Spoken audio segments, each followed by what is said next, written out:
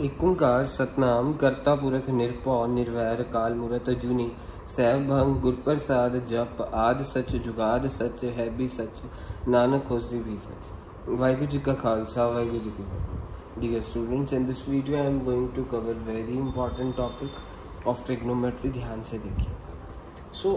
आपने 10th class तक ऐसे पढ़े थे ट्रिग्नोमेट्री के एंगल 30, 45, 60, 0, 90 ऐसे कुछ पढ़े थे। अभी ट्रिग्नोमेट्रिक एंगल्स पाए की फॉर्म में होंगे। वो जो पाए की फॉर्म होती है ना, उसे रेडियंस वाली फॉर्म कहते हैं। तो अब मैं आपको रेडियंस वाली फॉर्म समझाने जा रहा हूँ। जैसे एक सर्कल बनाया, उसमें 30 डिग्री का एंगल बना सकते हैं ना। एक सर्कल बना दिया, ठीक है, सर्कल जितने मर्जी सेंटीमीटर की रेडियस का सर्कल बना दे, उसमें एक 30 डिग्री का एंगल बना दे, बन जाएगा। फिर उसके बाद इसी 30 डिग्री को हम रेडियंस में कन्वर्ट कर सकते हैं।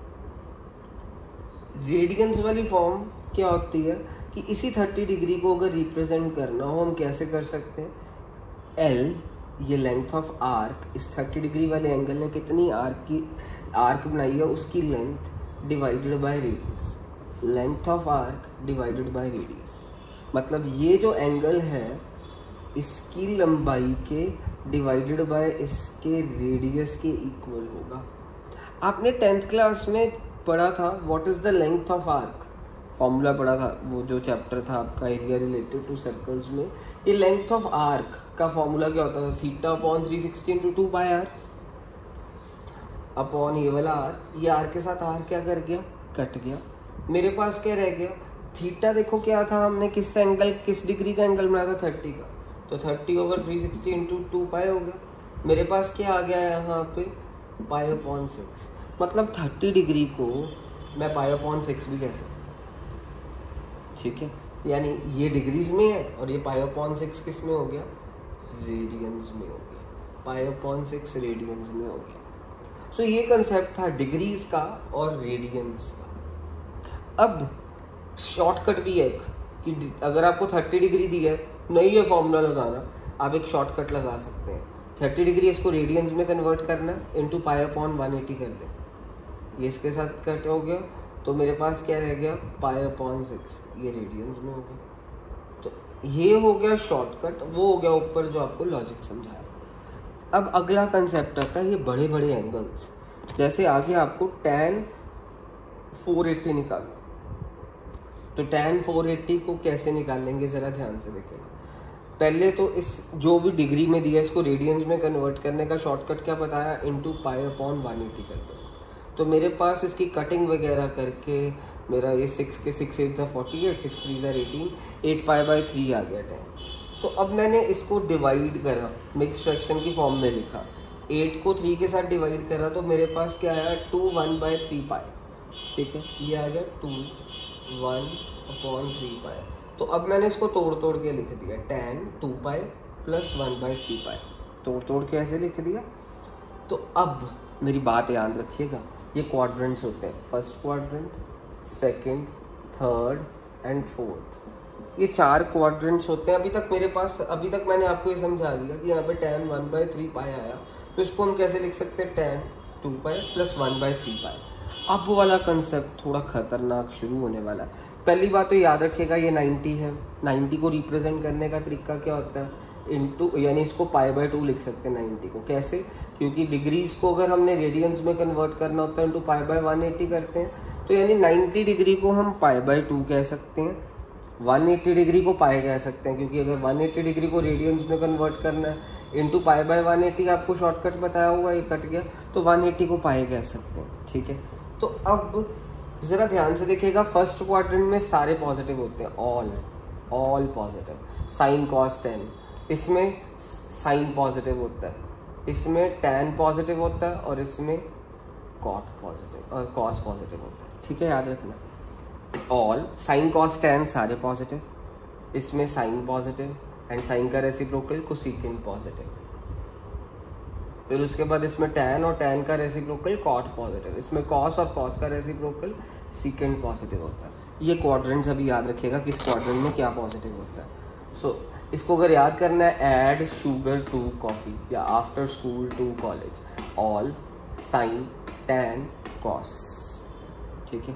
तो अब हमारे पास यहाँ तक क्या आया था, ये tan 2 पाई प्लस 1/3 पाई। अच्छा 2 पाई कहाँ तक होगा, ज़रा ध्यान से देखिएगा। 2 पाई होगा 360 को 2 पाई कहेंगे ना, यहाँ तक π/2, ये पाई है ना। तो अब 2 पाई किधर होगा, यहाँ पूरा गोल चक्कर 360 का मतलब 2 पाई यहाँ पे ख़त्म हो गया। 2 पाई प्लस 1/3 पाई, तो 1 प्लस π/3, 2 पाई में कुछ प्लस करा तो कहीं यहाँ पे एंगल आएगा, मतलब फर्स्ट क्वाड्रेंट में ऑल पॉजिटिव होते हैं, है ना।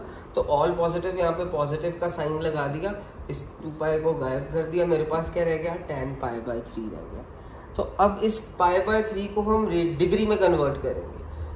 डिग्री में कन्वर्ट करने का शॉर्टकट क्या होता है, 180/पाई के साथ, या फिर ना मनी मन में अगर इसको रेडियंस को डिग्री में कन्वर्ट करना है ना, मनी मन में आप क्या करें, इस पाई की जगह 180 मन में लिख लें। तो मेरे पास क्या रह गया, 180/3 दैट इज 60, तो मेरे पास √3 आ गया। तो ये कंसेप्ट अब अगर नहीं समझ आया अगली एग्जांपल से तो पक्का समझ आ ही जाएगा। sin 675 निकालने के लिए बोला, तो इसको पहले हम रेडियंस में कन्वर्ट करेंगे, π/180 करा, मेरे पास कटिंग वगैरह करके sin 15/4 पाई आया। इसकी मैंने मिक्स फ्रैक्शन में कन्वर्ट करा, 4 3 12, 3/4 पाई आया, 3/4 पाई आ गया। इसको हम तोड़ के कैसे लिख सकते हैं, यहाँ पे इसको तोड़ के लिख सकते हैं, sin 3 पाई प्लस 3/4 पाई लिख सकते हैं। इसको तोड़ के लिखा, देखो मतलब ये sin 3/4 आया, तो इसको तोड़ के कैसे लिख सकते हैं हम, sin 3 पाई प्लस 3/4 पाई, ऐसे तोड़ के लिख दिया। तो अब तोड़ के लिखने के बाद अब आपने देखना कौन सा क्वाड्रेंट है। सो ये ध्यान से देखना, यहाँ तक पाई 180 तक पाई होता है, फिर ये क्या हो गया 2 पाई, 362 पाई हो गया। अब 3 पाई आइए, यहाँ तक 2 पाई है पूरा गोला। अब 2 पाई में आप प्लस 1 पाई करेंगे तो ही 3 पाई आएगा, मतलब 3 पाई यहाँ तक हो गया। और 3 पाई में कुछ और प्लस भी है, मतलब 3/4 पाई प्लस भी है, मतलब वो कौन सा क्वाड्रेंट बन गया, थर्ड क्वाड्रेंट में साइन क्या होता है, नेगेटिव। तो मैंने यहाँ पे नेगेटिव का साइन लगा दिया, ये काट दिया, मेरे पास क्या रह गया, माइनस साइन 3π/4 रह गया। इसको कंसेप्ट को ध्यान से समझना, ये मैंने आपके लिए डायग्राम भी बनाई है। मेरे पास क्या था, साइन 3 पाई प्लस 3/4 पाई। आप सभी जानते हैं पूरा गोल चक्कर 2 पाई का होता है क्योंकि 360। अब 360 और 3 पाई कैसे होगा, यहाँ तक 2 पाई है पूरा गोल चक्कर, फिर ये इतना हिस्सा पाई, मतलब 3 पाई यहाँ पे आ गया। अब उसमें एक एंगल प्लस हुआ, मतलब वो क्वाड्रेंट कौन सा हो गया, वो क्वाड्रेंट हो गया मेरे पास ये फर्स्ट सेकंड थर्ड क्वाड्रेंट हो गया। थर्ड क्वाड्रेंट में साइन नेगेटिव होता है, नेगेटिव का साइन लगा दिया, आपको बताया था वहाँ पे साइन नेगेटिव होता है थर्ड क्वाड्रेंट में, टैन और कॉट पॉजिटिव होता है। तो माइनस साइन 3/4 पाई। अब मैंने इसको फिर से कन्वर्ट करा, क्योंकि इसको अगर मनी मन में 180 फिल करूँ ना इसको, तो 3 × 180/4, तो एंगल बड़ा आ रहा है, तो इसको और सिंप्लीफाई करेंगे, क्योंकि अगर मैं 3 × 180/4 करके दिखाई देता हूँ आपको, तो 135 आ रहा है, इसको कटिंग वगैरह करके सॉल्व करके। तो 135 की वैल्यू तो पता नहीं है हमारे को, तो इसलिए हम इसको और सिंप्लीफाई करेंगे, ये माइनस ऐसे ही लगा रहेगा। अब मैं इसको 3π/4 को कैसे लिख सकता हूँ, π-π/4 लिख सकता हूँ, हाँ π-π/4 लिख सकते हैं, तो वो 3π/4 ही होता है। तो अब पाई में से π/4 माइनस करेंगे, यहाँ तक पाई है, आप सभी जानते हैं, ध्यान से देखिएगा, मैं आपको इधर बना के दिखाता हूँ। सो पाई माइनस π/4 को समझिएगा, यहाँ तक पाई है, 180 तक पाई है, उसमें से π/4 सब्ट्रैक्ट कर दिया, यहाँ तक पाई है, कुछ सब्ट्रैक्ट करा तो इधर ही चले गए ना, अगर कुछ ऐड करा होता हम आगे चले हुए होते। यहाँ तक पाई था, उसमें सब्ट्रैक्ट करा तो मेन क्वाड्रेंट कौन सा रह गया, सेकंड क्वाड्रेंट ही रह गया। तो अभी ये साइन तो पहले वाला स्टार्टिंग वाला ही साइन है, पहले आ गया था। अब पाई माइनस π/4 सेकंड क्वाड्रेंट में साइन क्या होता है, पॉजिटिव ही होता है, मतलब ये नेगेटिव तो पहले वाला ही है जो पहले आ गया था, इसको देखा तो पॉजिटिव आ रहा है।